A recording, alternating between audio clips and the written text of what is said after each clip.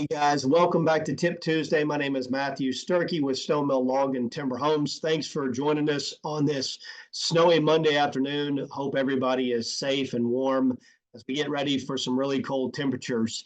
Last week we talked about sealing your building envelope, the structural envelope of your home in anticipation of some of the cold temperatures we're going to get this week. And this week I want to cover kind of a part two of this particular series on sealing the building envelope. And I want to focus on the areas in the roof and above the roof line. And I want to focus on the gable ends and the shed dormers and the transition of the gable end walls and the shed dormer walls to the log walls, and kind of cover the area around the roof line that needs to be properly sealed to make your home as energy efficient, as airtight, weathertight as possible. So let's focus on a couple of areas, one being these gable end walls, where these frame walls are connected down to the top of the log wall. There is framing and sheathing, and it is a really good idea to run flashing tape at that transition where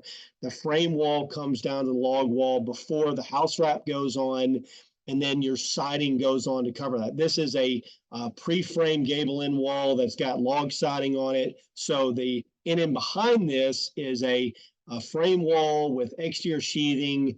It's a good idea to flash that intersection where the frame wall comes down to log wall, that transition, and then run your house wrap and then your finished siding. The second area is where the tongue and groove penetrates or runs over the top of these gable end walls, and also where the tongue and groove runs over the top of these cheek walls on the sides of these shed dormer walls. It's really a good idea to caulk that V-joint all the way down the rake of the roof line before the trim goes on, or put some type of expansion foam where that V-joint is to seal that off before that trim detail is put in the rakes of those gables. Same thing where the tongue and groove runs over the top of these cheek walls for the dormers, where that T&G, where that V groove is, it's a good idea to run caulking in that V groove before the trim detail goes on.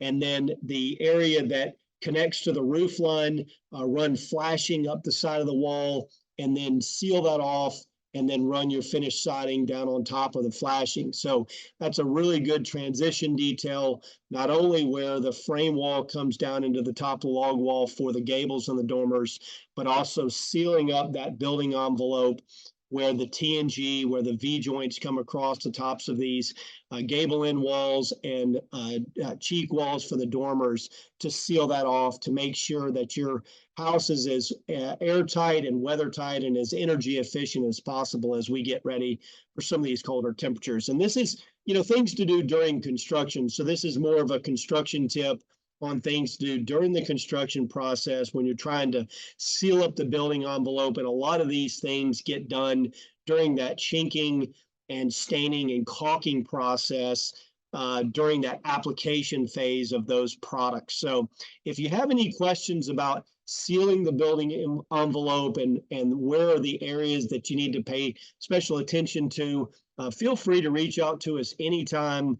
Your sales consultant will be happy to help you along the way. So hopefully this has been helpful. And if you missed last week, go back and watch kind of part one of this sealing the building envelope Tip Tuesday. And we look forward to you joining us next week for more Tip Tuesday. Until then, stay safe, stay warm, stay healthy, and we'll see you back next week. Take care.